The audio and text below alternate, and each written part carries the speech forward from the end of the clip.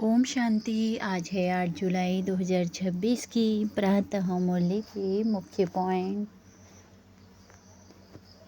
तुम्हारी है रूहानी ड्रिल, इसमें मुख से कुछ भी नहीं कहना है। जब भी याद में बैठो तो कोई बाहर मुखी ना हो। जितना याद की ड्रिल में रहेंगे अर्थात परमपिता परमात्मा शिव की याद में रहेंगे, उतने ही विकर्म भस्म होंगे और तुम विक्रमाजीत बन जाएंगे। तुम्हारा है प्रवृत्ति मार्ग, तो गृहस्थ में रहते दोनों युगल को ज्ञान चिता पर बैठ लक्ष्मी नारायण जैसा बनना है। तूफान तो बहुत आएंगे, बेहद की बॉक्सिंग ना। ये माया बड़ी दुस्तर है जो अच्छे अच्छे महारथियों को भी हरा देती है। इसे अपनी संभाल रखनी है। यह पूरा निश्चय होना चाहिए कि हम एक जन्म के लिए अभी नरकवासी से स्वर्गवासी बन रहे हैं।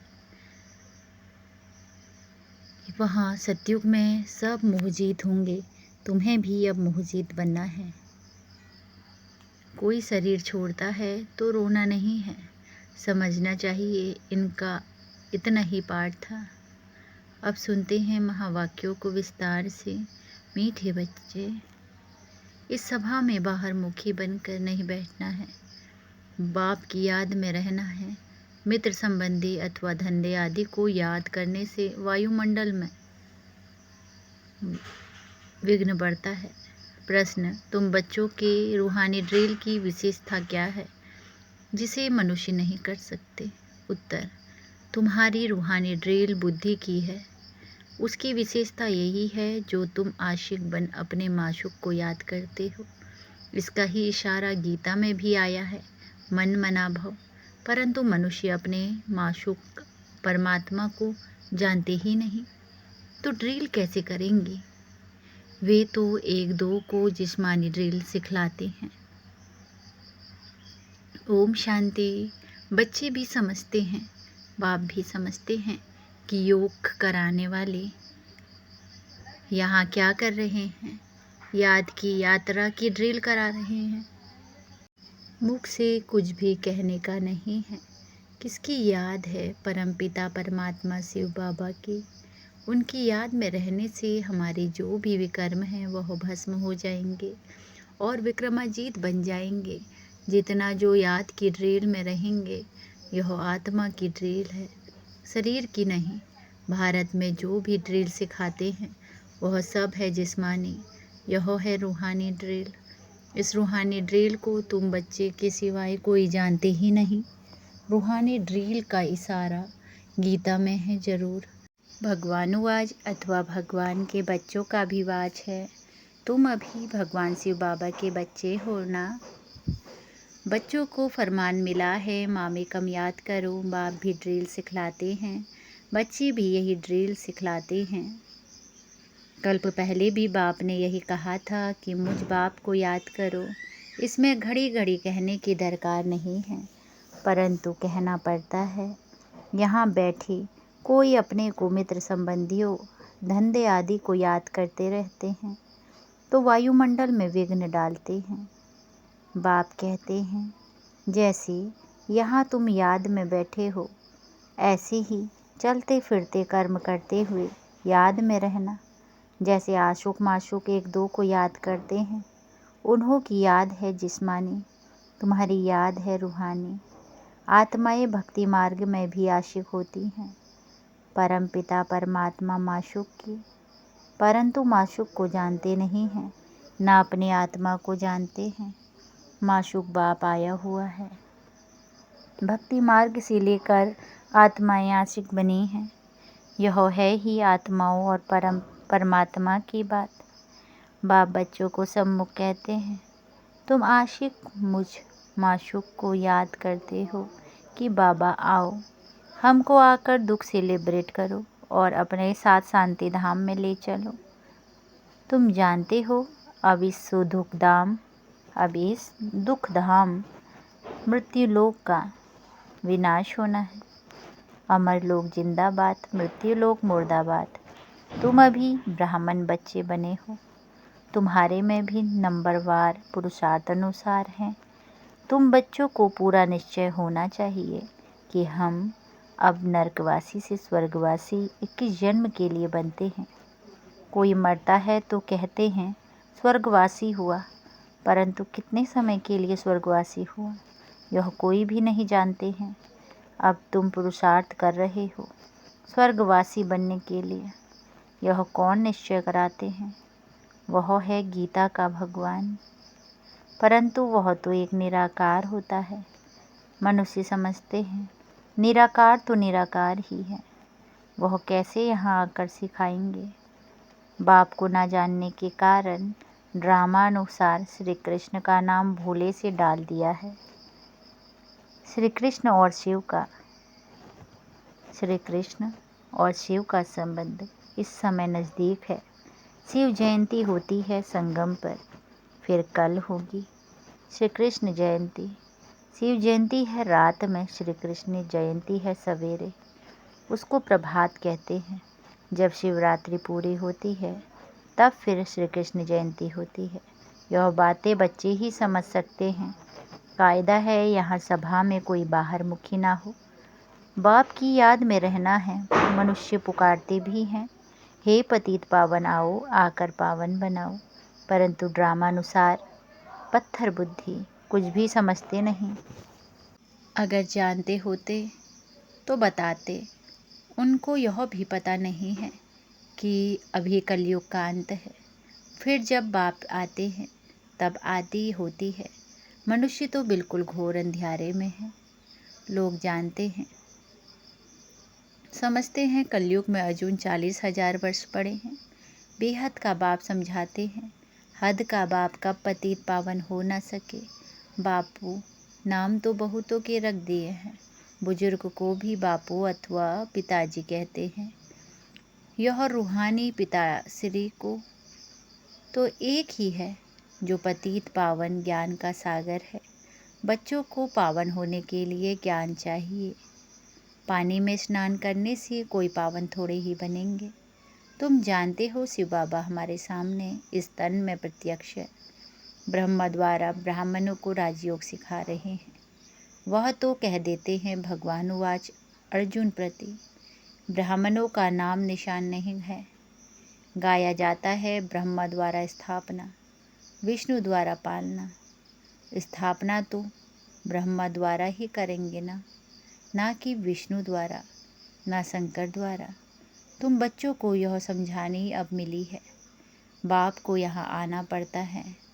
वापिस तो कोई भी आत्मा जा नहीं सकती। जो भी आते हैं उनको सतो रजो तमो से पास करना ही है।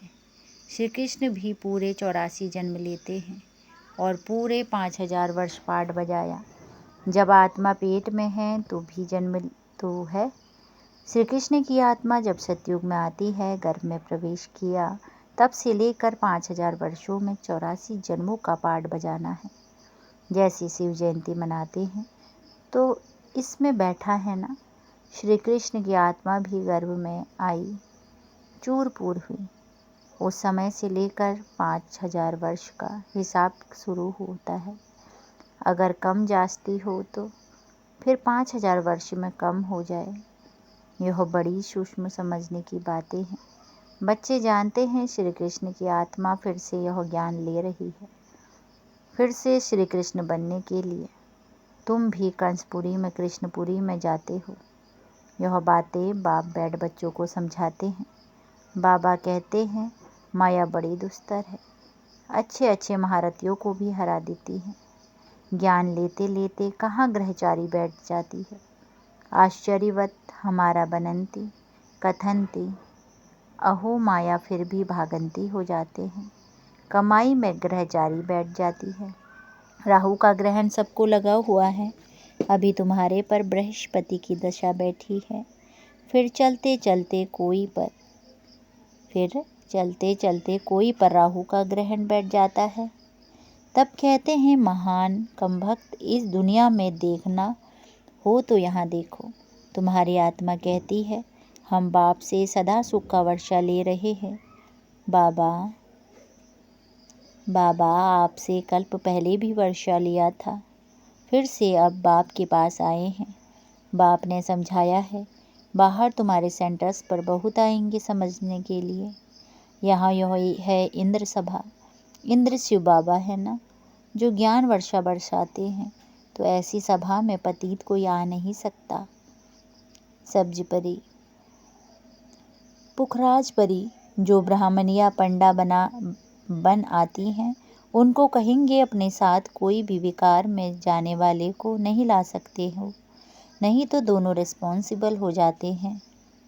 किसी विकारी को साथ ले आए तो उन पर बहुत दाग लग जाते हैं, फिर बहुत भारी सजा मिल जाती है। परियों के ऊपर बहुत रिस्पॉन्सिबिलिटी है। कहते हैं मानसरोवर पर स्नान करने से परी बन जाते हैं। वास्तव में यह है ज्ञान मानसरोवर। बाबा मनुष्य तन में आकर ज्ञान वर्षा बरसाते हैं। ज्ञान सागर है ना, तुम नदी भी हो, सरोवर भी हो। ज्ञान सागर, इसमें बैठ बच्चों को लायक बनाते हैं स्वर्ग में जाने के लिए। स्वर्ग में है श्री लक्ष्मी नारायण का राज्य। यह है प्रवृत्ति मार्ग का एम ऑब्जेक्ट। कहते हैं हम दोनों ज्ञान चिता पर बैठ लक्ष्मी नारायण बनने वाले हैं। ऊंच पद पाना है ना। आधा कल्प आत्माएं तड़पती रहती हैं, बाबा आओ, आकर हमको राजयोग सिखलाओ और पावन बनाओ। बाप इशारा देते हैं, भारतवासी जो देवी देवताओं को मानने वाले हैं, उन्होंने जरूर 84 जन्म भोगे होंगे। जो देवी देवताओं के भगत हैं, कोशिश कर उनको समझाओ। बाप कैसे आकर 3 धर्म स्थापन करते हैं। ब्राह्मण, सूर्यवंशी, चंद्रवंशी, तीनों धर्म बाप स्थापन करते हैं। आधा कल्प फिर और कोई धर्म नहीं होता है। फिर आधा कल्प में कितने मत, पंथ आदि धर्म ढेर के ढेर स्थापन होते हैं। कहाँ आधा कल्प में एक धर्म सो भी संगम युग पर भविष्य के लिए राजधानी स्थापन करते हैं। वह सब पुरानी दुनिया में ही अपना धर्म स्थापन करते हैं। यहाँ बाप आधा कल्प के लिए एक धर्म की स्थापना करते हैं, कोई और में पावर नहीं। बाप तुमको अपना बनाकर सूर्यवंशी चंद्रवंशी घराना स्थापन कर बाकी सबका विनाश करा देते हैं। सभी आत्माएं शांति में चली जाती हैं। सभी आत्माएं शांति में चली जाती है। तुम सुख में आते हो, उस समय दुख कोई है नहीं।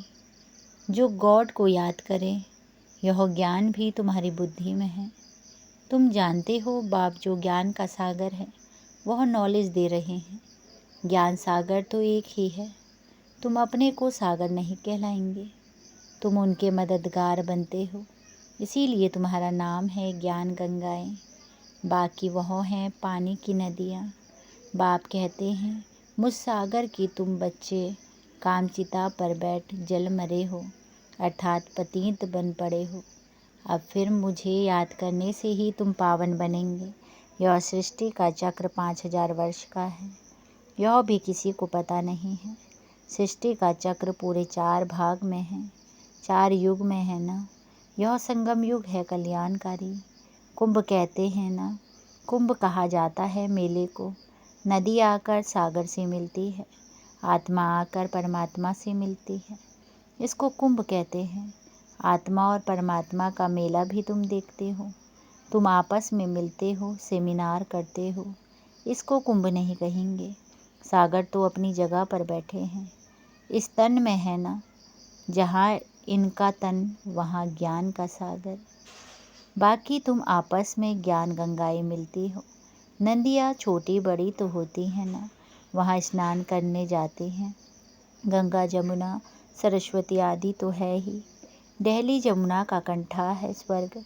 दिल्ली के लिए कहते हैं परिस्थान था, जब लक्ष्मी नारायण का राज्य था। जब लक्ष्मी नारायण का राज्य था, ऐसे नहीं कि श्री कृष्ण का राज्य था। राधे कृष्ण युगल हो तब राज्य कर सके। अब तुम बच्चे कितनी खुशी में हो।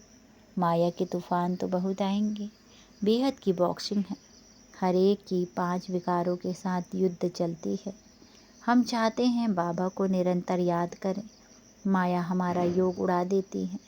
एक खेल भी दिखाते हैं, परमात्मा अपनी तरफ खींचते हैं, माया अपनी तरफ। ऐसा एक नाटक बनाया है।